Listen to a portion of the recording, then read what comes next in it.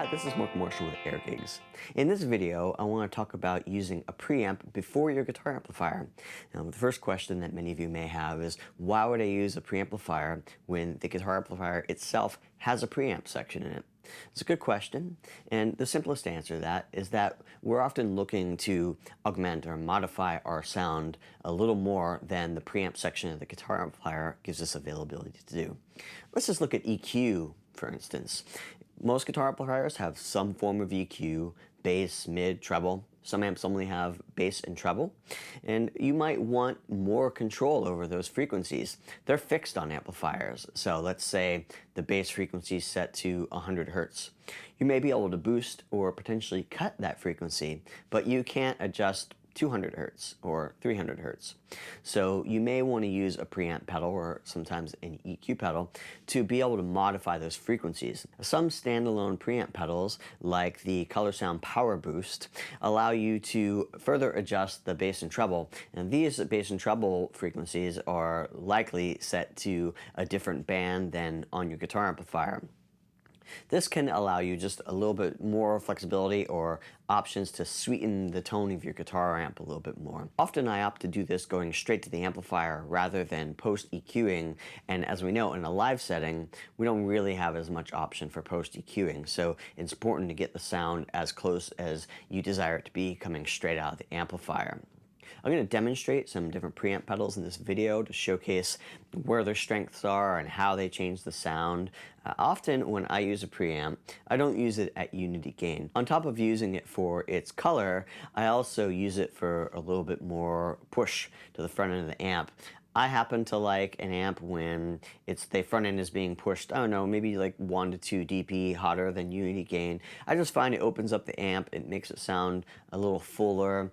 Some guitarists will use a preamp pedal to just simply push the front end of their amp, so it's breaking up a little bit more, anywhere from 5 to 15 dB hotter than where you would normally play.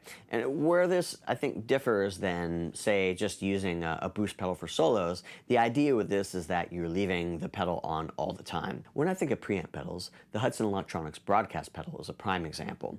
It doesn't have a lot of control over EQ on it, although it does have a low cut knob on it, which is adjustable, but it does have in it the guts of basically a 1960s broadcast console. Now, this has a transformer in it, and it very much is a preamp. To my ears, it sort of elevates your tone. You can get enormous amounts of gain out of it. You could use it sort of like a fuzz or a boost, but just using it on a light setting, having it in your signal chain just really sweetens your tone. The thing about preamp pedals is that they just impart a certain character on your signal. These are pedals that I will often just leave on for the whole night because it just elevates my sound, and when it's off, I feel like I'm missing something.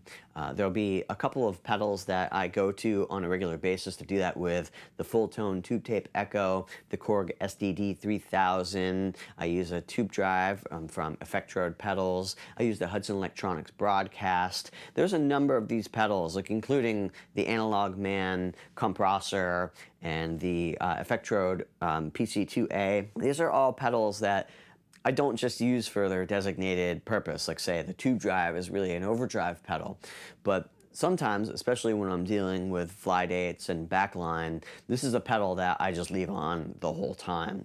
It stays on, I kind of get it set so it's not driving too hard. It's hitting the amp a dB or 2 dB hotter than unity gain. It stays on the whole night because it just sort of sweetens my guitar tone.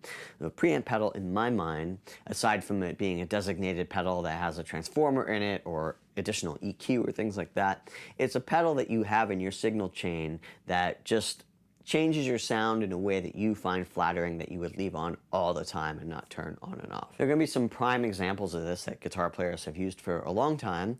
One of them is the Korg SDD-3000, which is based on the earlier rack mount unit. It has an analog preamp in it that some guitarists, like the Edge from U2, just really fell in love with. So they had actually used this to hit the amp a little harder because the preamp itself just sort of compresses ever so lightly, and it compresses in a way that a compressor doesn't, but it's ever so slightly sort of squishes your signal and just kind of makes it chimey and ring in a more flattering way. Another example is the original Boss CE1 chorus pedal.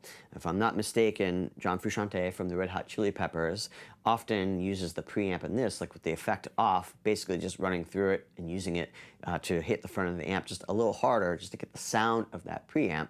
This also does a similar thing to the SDD-3000, where it just changes your guitar sound and lightly compresses it in a different way than the SDD-3000 does, but in the sense that it's slightly compressing and changing your guitar tone. This has become a more popular topic in current times. You'll see companies like Benson and JHS that makes the Clover and various other preamp pedals that are designed more to be preamps. They have EQ on them, and they have often a gain and a master volume, so you can get it to be a little bit gritty if you desire. I think one word that gets used a lot when people start talking about preamps is if it's transparent or not. I'm not a big fan of using the word transparent because I think there are very few things that are truly transparent. I can hear the influence of just about any pedal on your guitar tone. This goes from like the JHS Clover to you name it, anything that you use that is, transparent. I think it's a matter of finding the sort of color that you feel blends the best with your signal chain. So you're not going to really hear me talk about that a lot in these examples because I'm just going to kind of focus on the overall sound, how it changes your sound. Every neutral or transparent pedal that I've played through, I can hear it. It still doesn't sound the same as plugging straight into your guitar amplifier. It influences the tone.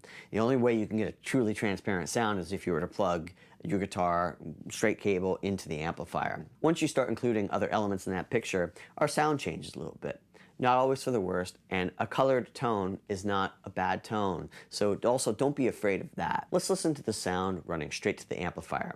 I'm using this American Standard Stratocaster with FSC 59 pickups in it, and I'm running with an Astrope cable straight to a Headstrong Little King reverb amplifier, which is basically a blackface Princeton with a 12-inch speaker.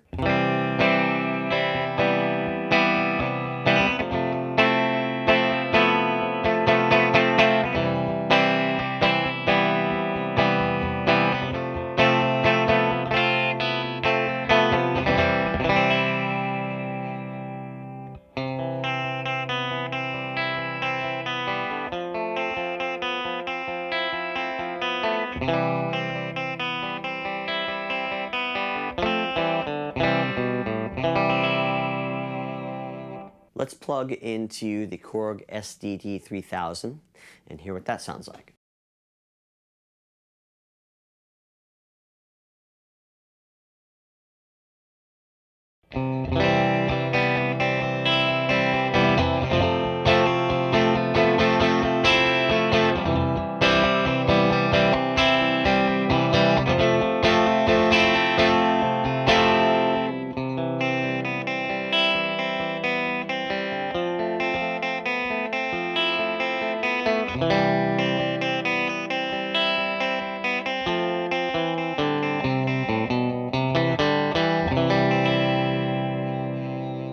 We're hitting the amp a lot harder than we were before, and if you look at the top of the SDD, you can see we're hitting the red a little bit, which means it's overdriving the preamp in the Korg just ever so much, which actually is what starts to give us that gentle compression. A little sustain, a little bit of chiminess.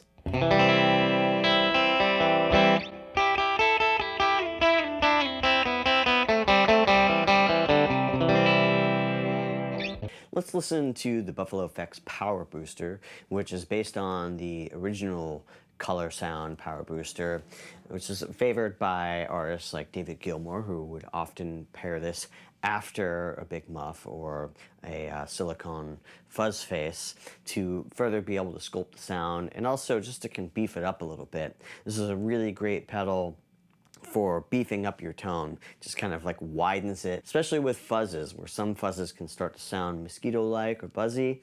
Putting this after it can really add some girth and weight to it. Let's check it out.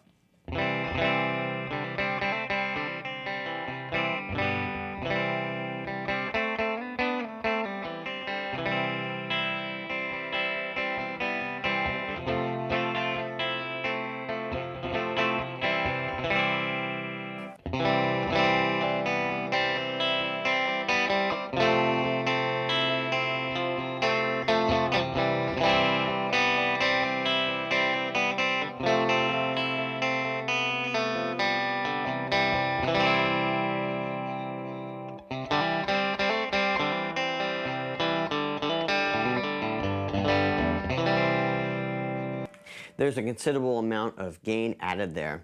This particular pedal gives us an option of a master volume style knob on it. This is unlike in the original 18-volt version of it, which was just pure volume. I have the master all the way up now, which is my favorite way to use it. I like to use it like it was originally used, but he included that on this particular model so that you can get some of the gain or sort of very specific fuzz that this style pedal creates while bringing your volume down.